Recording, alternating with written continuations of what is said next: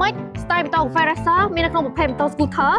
ประกอบนี่คือเจมส์แดดดี้ชังโกกาแฟเรสเซอร์ปอสตินฟลาสซิลิเวอร์สำคัญคือยังมีเลียจมวยหนังสไตล์แบบสมัยថ្មីรวมจมวยหนังสไตล์กาแฟเรสเซอร์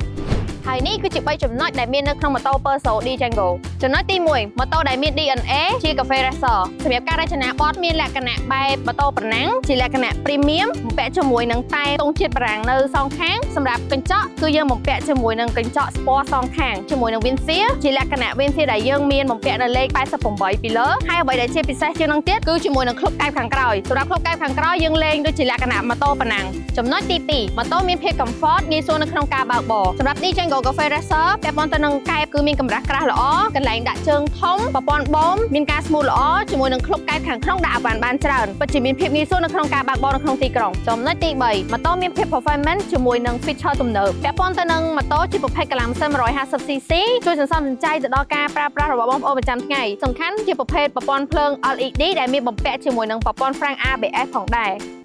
ម៉ូតូនេះឡើង vintage ហើយបំពាក់សិតតែបច្ចេកវិទ្យាទំនើប